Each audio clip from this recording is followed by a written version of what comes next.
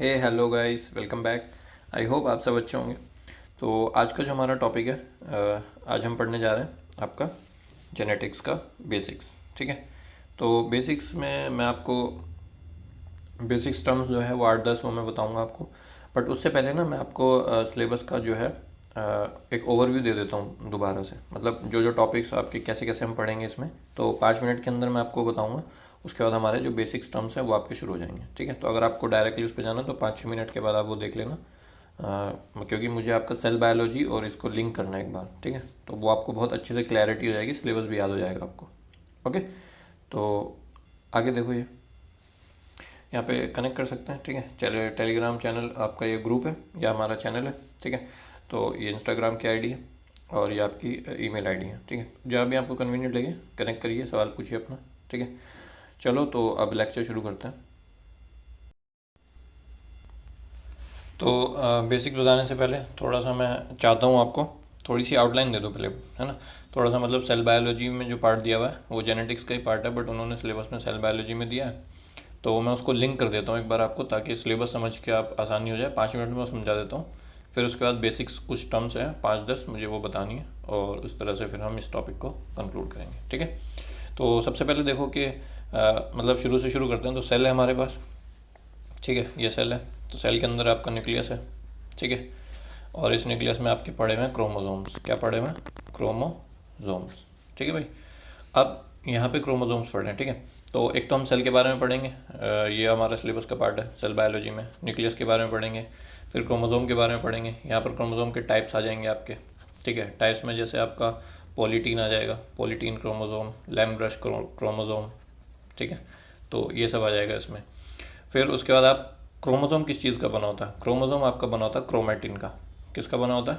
Chromatin. तो chromatin fibres होते हैं। और क्रोमेटिन फाइबर्स क्या होते हैं आपके? क्रोमेटिन फाइबर्स बेसिकली आपके बने हुए होते हैं डीएनए के। डीएनए के साथ अगर आप कुछ प्रोटीन डाल दो, जैसे हिस्टोन प्रोटीन होती है आपका, अगर आप वो मिला दो, ठीक है, इसकी मैं एक डायग्राम दिखा दूंगा आपको बाद में।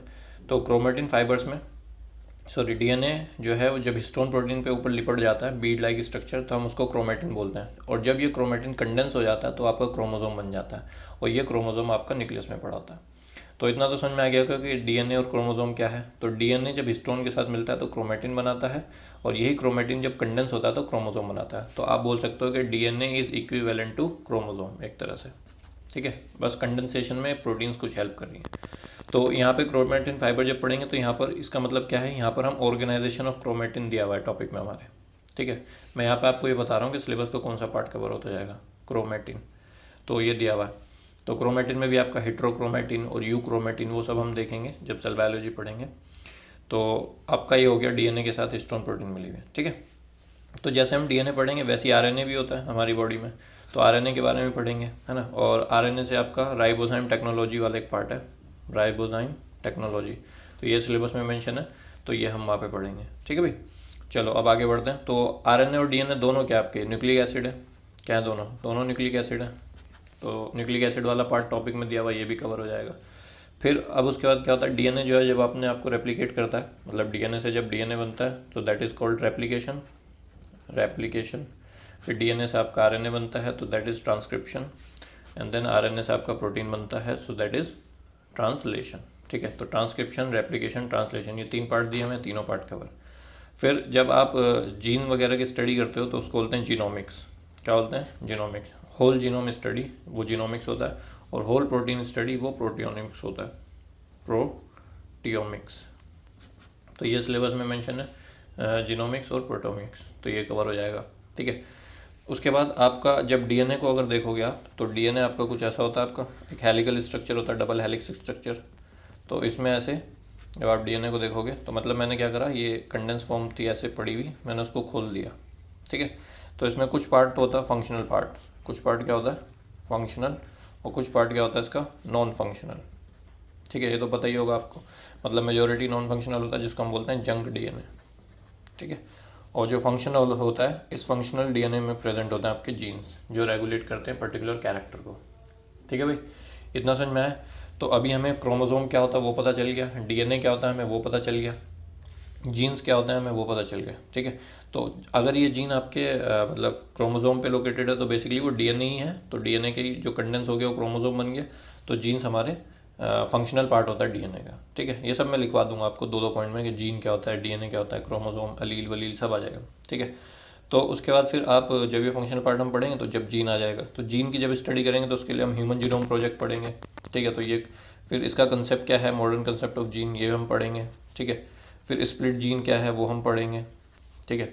उसके अलावा आपका जीन रेगुलेशन कैसे होता है वो हम पढ़ेंगे, जीन रेगुलेशन एंड एक्सप्रेशन वाला पार्ट जो है, तो ये आपका eukaryotes as well as prokaryotes दोनों में देखेंगे, ठीक है। मतलब बेसिकली इसमें हम लैक ऑपेरॉन पढ़ेंगे, कैसे ऑपरेट होता है लैक ऑपेरॉन, ठीक है।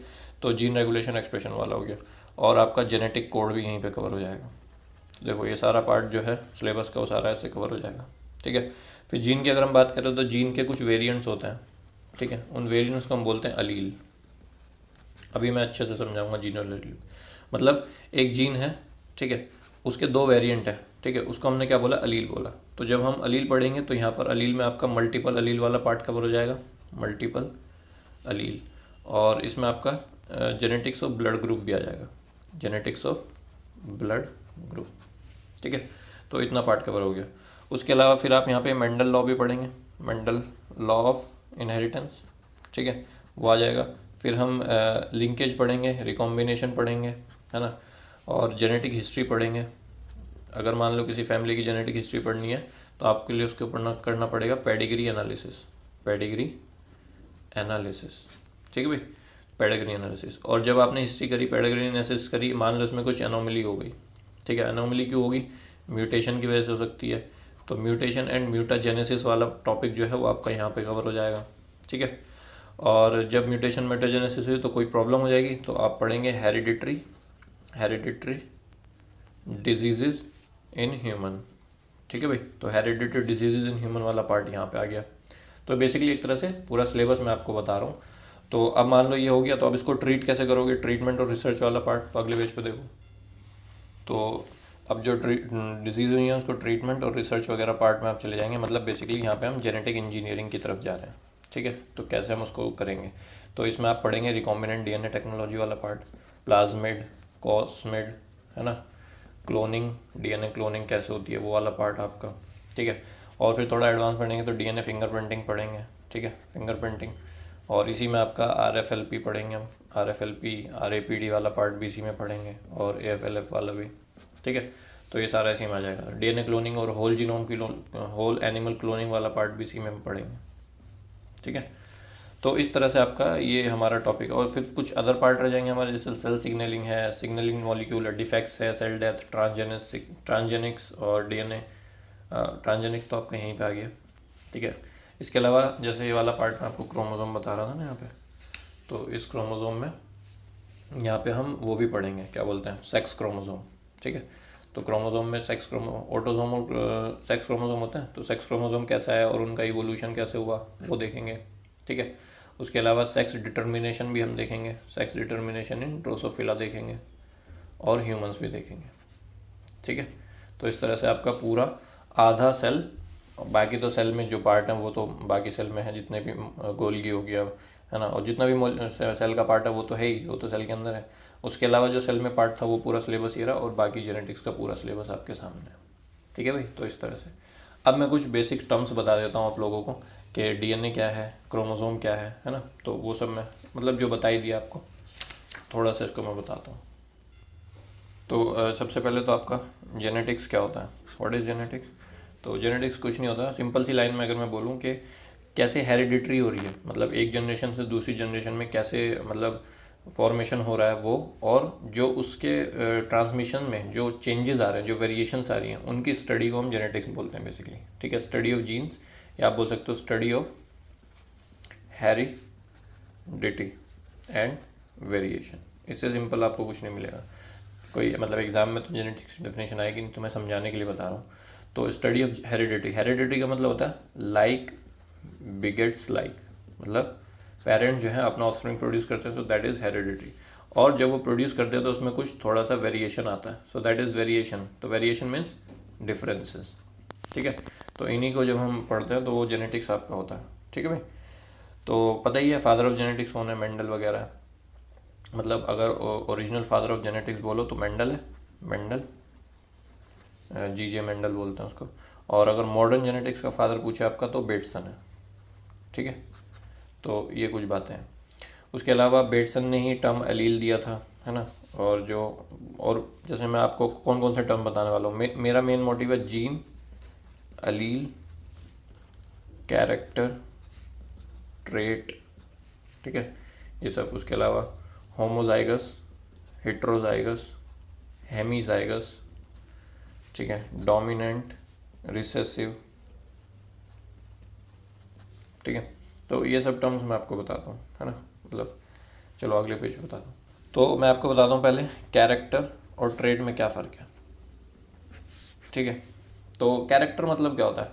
कैरेक्टर मतलब होता है कि कोई भी आपका जैसे मान लो किसी जीन ने कोई एक्टिविटी करी, ठीक है, तो उस एक्टिविटी को उस एक्टिविटी को जो जीन ने परफॉर्म करी उसको हम बोलते हैं वो उस जीन का कैरेक्टर है। जैसे फॉर एग्जांपल कि मान लो एक जीन है, ठीक है, ये डीएनए, इस डीएनए पे एक जगह मान लो यहाँ पे कोई जीन बैठा है एक्स वाई जेड, ठीक है, नाम है इस जीन का।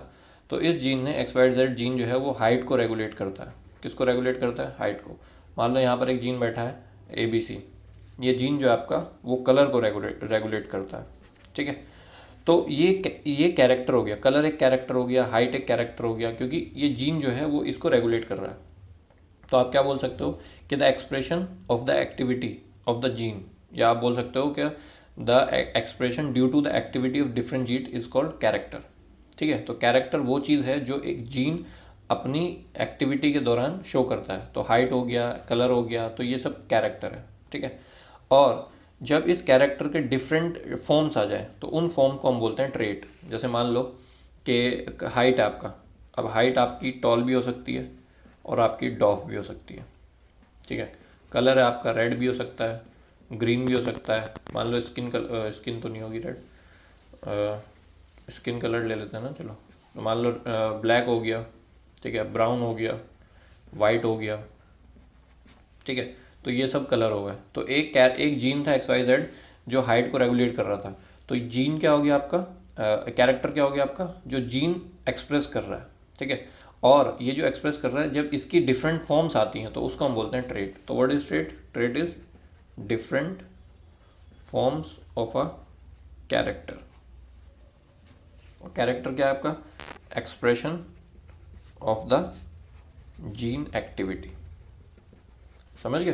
तो ये ए बी सी है, हाइट को एक्सप्रेस कर रहा है, तो ये आपका हो गया कैरेक्टर। और इस हाइट के पास दो अलग अलग तरह की हाइट है, एक टॉल एक डाफ है, तो वो हो गया उसका ट्रेट। तो समझ में आ गया होगा, सिंपल है, कैरेक्टर और ट्रेट आपको। उसके बाद मैं आपको आगे बताता हूँ कि जीन और एलील में क्या फ़र्क है।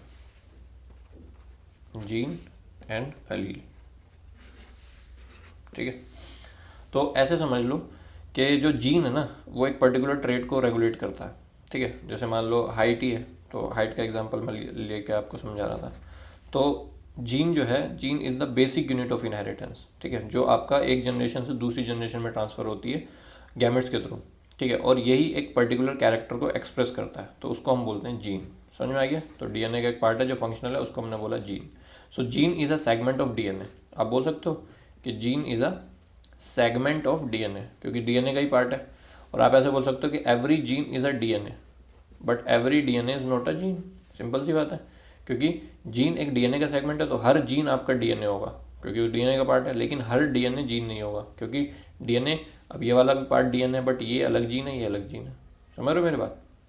तो आप एग्जाम्पल में ऐसी मतलब डेफिनेशन में भी लिखवा दूंगा एक लाइन में, पहले समझ लो, ठीक है। और एलील क्या होता है? एलील का मतलब होता है कि जो जीन है, ठीक है, इसकी जो वेरिएंट फॉर्म्स है, मतलब इसकी जो डिफरेंट डिफरेंट फॉर्म्स हैं, ऑल्टरनेटिव फॉर्म्स हैं जीन की, वो आपका, उसको हम बोलते हैं एलील, ठीक है। जैसे ऐसे समझो कि यहाँ पर ये समझ रहे थे ना, तो ये तो आपका अपीयरेंस के मामले में हो गया। अब ऐसे समझो जो एक्स वाई जेड जीन था, अब इस एक्स वाई जेड जीन के दो एलील है, मान लो एक्स वाई जेड 1 और एक्स वाई जेड 2, ठीक है। तो एक्स वाई जेड 1 जो है वो आपका टॉल को कोड करता है, और एक्स वाई जेड 2 जो है वो आपका डॉर्फ को कोड करता है। समझ गए? तो टॉल और डॉफ जो है वो आपके क्या हो गए? ट्रेट हो गए। लेकिन इन ट्रेट को किसके थ्रू आ रहे हैं? एलील के थ्रू आ रहे हैं। और एलील क्या है? एक ही जीन की दो ऑल्टरनेटिव फॉर्म्स है, ठीक है। तो इसको हम बोलते हैं अलील। क्लियर हो गया होगा, अभी एक एक लाइन में लिख भी लेंगे। और एक चीज़ और बताना था आपको कि अलीलिक जीन क्या होता है और नॉन अलीलिक जीन क्या होता है, ठीक है। तो मान लो एक क्रोमोजोम है, ठीक है, पेयर ऑफ क्रोमोजोम, क्योंकि डिप्लॉइड सेल में पेयर में रहते हैं क्रोमोजोम, हैप्लॉइड में सिंगल होंगे। तो मान लो कि ये एक पोजीशन है जहाँ पर आपका टॉल का जो है वो रेगुलेट कर रहा है ये वाला पार्ट, ठीक है। यहाँ पे एक जीन लोकेटेड है और इस वाले पे आपका यहाँ पे जो डॉफ को कोड कर रहा है, ठीक है। तो ये आपका ऐसे प्रेजेंट है। वैसे ही आपका इस वाली पॉइंट पे मान लो कलर को कोड कर रहा है और एक कलरलेस है स्मॉल सी, ठीक है। तो अब देखो, अब ये जो दोनों जीन है ना, ये जो दोनों जीन है ये सेम लोकस पे प्रेजेंट है। सेम लोकस मतलब एक लोकाई एक पोजीशन है। तो अगर ये सेम लोकस पे प्रेजेंट होते हैं तो हम इनको बोलते हैं अलीलिक जीन। क्या बोलते हैं? Allelic gene. बट अगर ये डिफरेंट लोकस पे है, मान लो ये वाला जीन है और ये वाला जीन है, तो ये दोनों जीन आपस में नॉन अलीलिक होंगे। सेम लोकस हमेशा ऐसे ही होगा, ठीक है। ये सेम लोकस है, या तो यहाँ होगा या तो यहाँ होगा, ठीक है, या तो यहाँ होगा, कहीं भी होगा तो सेम लोकस। बट अगर एक ही क्रोमोसोम पे बोलोगे तो उसको नॉन एलीलिक बोल दोगे। ये और ये आपस में नॉन एलीलिक है, ये और ये भी आपस में नॉन एलीलिक है, क्योंकि ये पेयर में आपका है ना, तो ये नॉन एलीलिक हो गया। ये दूसरे के साथ है क्योंकि डिफरेंट लोकस हो गया अब इसका, समझ लो। तो ये होता है अलीलिक और नॉन एलीलिक। और एक चीज़ और बोलता हूँ कि every allele is a gene. Every allele is a gene बोल सकते हो, क्योंकि जीन के अलील क्या है? Variant form of gene. तो every allele is a gene but every gene is not allele. क्यों? क्योंकि जीन जो है वो आपका ये अलग जीन है, ये अलग जीन है, तो वो सारे जीन तो अलील नहीं हो सकते, बट सारे अलील आपके जीन ही होंगे क्योंकि इसी की वेरिएंट फॉर्म है। समझ गए? वेरी गुड, बहुत ही सिंपल वे में बताने की कोशिश की है। तो अब एक लाइन में इसको लिख लेते हैं, जीन क्या होता है, अलील क्या होता है। तो लिखो, जीन में लिखो पहले। तो ये मैंने लिखा है gene, it is a unit of inheritance and it transfers from one generation to the next generation through gametes, ठीक है, क्योंकि डीएनए पे प्रेजेंट होता है। And it regulates the expression of a particular character. जैसे हमने बोला कि स्किन हो गया या हेयर मान लो, आई मान लो, ठीक है, इन सब का कलर जो है वो एक पर्टिकुलर जीन जो है वो रेगुलेट करेगा आपका। और जब इसी की वेरिएंट फॉर्म है, so these are alternative forms of gene which are present on same locus. Same locus मैंने आपको बता दिया, and regulate the different forms of character. तो यहाँ पे जैसे जो स्किन है या हेयर है या आई है, तो इनके सबके मान लो ब्लैक, ब्राउन, ठीक है, और आपका ग्रीन, ये सब कलर है आपके, ठीक है। तो ये स्किन के कलर भी हो सकते हैं, आईज़ के कलर भी हो सकते हैं, ग्रीन तो नहीं होगा, बट जो भी कलर आपके प्रेजेंट होंगे वो पर्टिकुलर अलील जो है वो रेगुलेट करेगा उसको, ठीक है। तो ये मैंने आपको बहुत ही बेसिक्स में आपको बताने, वो पॉइंट में लिख लो कि एवरी जीन, या ऐसे बोलो, gene is a segment of DNA. So every gene is a DNA but every DNA is not a gene. तो आप ये लिख लेना, ठीक है। वैसे ही इसमें आप लिख लो कि every allele is a gene but every gene is not allele, ठीक है। तो ये कुछ छोटी छोटी सी बातें हैं, मतलब हम पहुंच तो जाते हैं, बीएससी एमएससी पीएचडी वीएचडी कर लेते हैं, पर पता नहीं होता बेसिक्स, मतलब बहुत ही ज़रूरी है, ठीक है। तो इसलिए मैंने आपको ये बताया। बाकी इसके अलावा बाकी टर्म्स आपको पता होंगे। एक टर्म होता है होमोजाइगस। तो टर्म होता है होमोजाइगस। तो होमोजाइगस का मतलब होता है कि जब एक डिप्लॉयड सेल में, जो 2n सेल होती है आपका, जब उसके अंदर सिमिलर अलील प्रेजेंट होते हैं, जैसे मान लो टॉल टॉल अलील हो गए या डॉफ डॉफ होंगे, ठीक है, तो इस टाइप के जो कैरेक्टर होते हैं उसको हम बोलते हैं होमोजाइगस। तो एक लाइन में लिख लो कि presence of similar alleles of a character in a diploid cell, ठीक है। तो वो या तो ये होंगे या तो ये होंगे, तो कुछ भी, तो सेम होने चाहिए बेसिकली, आपका सिमिलर एलील होने चाहिए, ठीक है। जो हम वेरिएंट यहाँ पढ़ रहे थे ना, छोटा बड़ा, तो वो नहीं, बस सेम होंगे तो होमोजाइगस। और अगर आपसे बोले हेट्रोजाइगस क्या होगा, तो आप बोलोगे कि सर प्रेजेंस ऑफ डिसिमिलर, तो बस यहाँ पे डिस लगा देना, dissimilar allele of a character in diploid cell, जैसे टी हो गया, ठीक है। तो ये आपका एक तरह से हाइब्रिड होता है, ये हाइब्रिड होता है और ये आपका प्योर होता है, क्योंकि इसमें कोई इम्प्योरिटी नहीं जुड़ी हुई, एक सेल के अंदर सेम है और यहाँ पर एक सेल के अंदर अलग अलग है, तो हाइब्रिड या इम्प्योर भी बोल सकते हो आप इनको, ठीक है। तो हेट्रोजाइगस हो गया, होमोजाइगस हो गया। तो एलील की बात में, टर्म में बात करते हैं, जीन्स की टर्म में बात नहीं करते हैं, ठीक है। और दो चार टर्म और बता देता हूँ अगले पेज पे। एक टर्म होता है हेमीजाइगस। हेमीजाइगस, तो देखो हेमी मतलब आपको पता ही आधा। तो जैसे इसमें मैं एग्जांपल से आपको समझाता हूँ। सेक्स क्रोमोसोम पता है आपको, एक्स वाई होता है, ठीक है। तो अगर आप एक्स क्रोमोसोम बनाओ तो ऐसा होता है, और वाई क्रोमोसोम छोटा इसके कंपैरेटिवली छोटा होता है, तो ये एक्स हो गया, वाई हो गया, ठीक है। तो इसमें कुछ पार्ट जो होगा वो आपका वो होमोलोगस होगा, कुछ नॉन होमोलोगस। तो जैसे मान लो यहाँ से यहाँ तक देखो तो ये होमोलोगस पार्ट है आपका, बट ये वाला जो पार्ट है आपका ये नॉन होमोलोगस है, एक जैसा नहीं दिख रहा ना, तो नॉन होमोलोगस पार्ट है। तो जब एक डिप्लॉयड सेल में एक ही एलील प्रेजेंट होता है किसी पर्टिकुलर कैरेक्टर का, तो उसको हम बोलते हैं हेमीजाइगस। तो ये एक डिप्लॉयड सेल है, इसमें एक ही कैरेक्टर एक्स का प्रेजेंट है और एक ही वाई का है। बट अगर आप एक्स एक्स देखो, अगर आप फीमेल देखो तो ये हेमीजाइगस नहीं है, ये फिर होमोजाइगस हो जाएगी, क्योंकि इसके बाद दोनों क्रोमोसोम एक जैसे हैं, ठीक है। So that is homozygous. But hemizygous, ये हेमीजाइगस है, मेल जो है वो हेमीजाइगस है, क्योंकि वाई भी एक ही है और एक्स भी एक ही है। तो आप यहाँ पे लिखेंगे कि प्रेजेंस ऑफ सिंगल अलील, ठीक है। मतलब एक्स अलग चीज़ को कोड करता है, वाई अलग चीज़ को। आप ये मत बोलना कि सर टी जो है वो भी तो ऐसे ही है, नहीं, ये दोनों हाइट को ही रेगुलेट कर, ये दोनों हाइट के लिए है, हाइट को कोड कर रहा है, बट ये दोनों हाइट के नहीं है। ये आपका मेल कैरेक्टर को शो कर रहा है। एक्स तो है आपका, वो तो अगर दोनों होंगे तभी फीमेल होगा, बट यहाँ पर मेन फोकस वाई पे है, तो वाई इज़ हेमीजाइगस। क्यों? क्योंकि इसके होने की वजह से मेल कैरेक्टर आ रहा है बॉडी के अंदर। So presence of single allele of a character, ठीक है, in a diploid cell. Okay, तो ये आपका हो गया हेमीजाइगस। इसके अलावा टर्म्स होते हैं फिनोटाइप। फिनोटाइप तो आपको पता ही होगा, फिनोटाइप मतलब जो देखने में कैसा लग रहा है, एक्सटर्नल अपीयरेंस। फिर जीनोटाइप, जीनोटाइप मतलब अंदर से कैसा है, तो जेनेटिक कॉन्स्टिट्यूशन कैसा है उसका, जेनेटिक कॉन्स्टिट्यूशन, ठीक है। मतलब एक इंसान है जो ब्लैक में, मान लो एक ब्लैक पर्सन है, तो ब्लैक जो है वो इसका फिनोटाइप हो गया। बट इस ब्लैक को कौन सा जीन कोड कर रहा है, एक्स वाई जेड जीन कोई कोड कर रहा है, तो ये आपका जीनोटाइप हो गया, ठीक है। मतलब जेनेटिक कॉन्स्टिट्यूशन क्या है और उसकी अपीयरेंस क्या है, तो उसको हम जीनोटाइप फिनोटाइप बोलते हैं, ठीक है। फिर एक टर्म होता है डोमिनेंट और एक टर्म होता है रिसेसिव। तो डोमिनेंट का मतलब होता है आपका वो कैरेक्टर जो आपका हर कंडीशन पे शो करता है अपने आप को, चाहे वो होमोजाइगस हो चाहे वो हेट्रोजाइगस हो, ठीक है। तो जैसे फॉर एग्जांपल मान लो ये टी और टी में ये वाला आपका डोमिनेंट है और ये आपका रिसेसिव है, ठीक है। तो अब टी चाहे ऐसे हो चाहे ऐसे हो, एक्सप्रेस हमेशा ये कैपिटल टी ही होगा, ये आपका एक्सप्रेस नहीं होगा, ठीक है। तो इसने समझ में आ गया कि रिसेसिव आपका वो होता है जो सिर्फ होमोजाइगस कंडीशन में शो करेगा। तो मान लो अगर ऐसे होगा ना तभी आपके इसकी अपीयरेंस शो होगी, अदरवाइज इसकी अपीयरेंस नहीं आएगी। तो डोमिनेंट में एक लाइन में आप लिख लेंगे कि which those genes which express लिख लो in both homozygous and heterozygous condition, ठीक है भाई।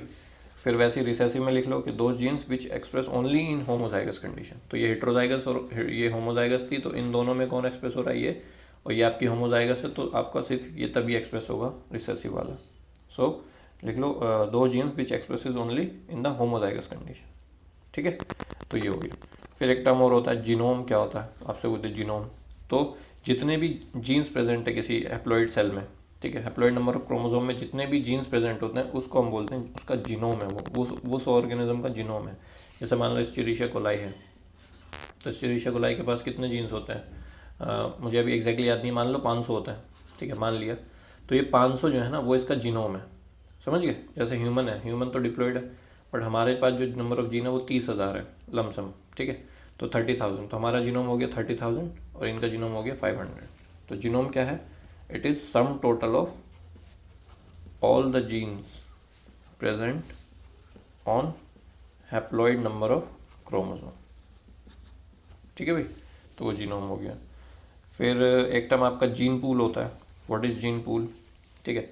तो आप बोल दोगे कि जैसे हैप्लॉइड में तो आपने बोल दिया कि जीनोम है, और जब आप हैप्लॉइड के साथ डिप्लॉइड भी आप जोड़ लोगे, मतलब जो ऑर्गेनिज्म के अंदर जितने भी जीन्स प्रेजेंट है उसकी पूरी पॉपुलेशन में जितने भी जीन्स प्रेजेंट है उसको हम बोलते हैं जीन पूल, समझ लो। मान लो ह्यूमन की जितनी भी एक पॉपुलेशन है, तो ह्यूमन पॉपुलेशन में कितने जीन पाए जाते हैं, so that is gene pool of the human population, ठीक है। तो आप यहाँ पे लिख लो, ऊपर कर देता हूँ, sum total of all the genes of all the organisms of the population, ठीक है। तो जितने भी जीन्स है वो सब आपके हो गए, ठीक है। तो ये कुछ बेसिक से टर्म्स थे जो मुझे आपको बताने थे, ठीक है। मेन तो इसमें कैरेक्टर, ट्रेट, अलील, वो सब बताना था, हेमीजाइगस वेमीजाइगस। तो बस इतना बहुत है। या और एक टर्म और होता है हाइब्रिड विगर। हाइब्रिड विगर, इसका मतलब होता है कि जैसे मान लो एक जनरेशन थी, ठीक है, एक्स वाई एक जनरेशन थी, ये मदर थे फादर थे, इनकी जो जनरेशन आई मान लो जेड आ गई, ठीक है। तो अगर ये इन दोनों से सुपीरियर है तो उस कंडीशन को हम बोलते हैं हाइब्रिड विगर, ठीक है। तो बस बहुत है, इतने टर्म्स बहुत हो गए, तो इसको यहीं पे एंड करते हैं और फिर अगले लेक्चर से मैं आपका शुरू करता हूँ एक एक टॉपिक करके, ठीक है। चलो, तो अगर लेक्चर पसंद आया तो वीडियो को लाइक कर ले, चैनल को सब्सक्राइब कर देना, और थैंक यू, बाय।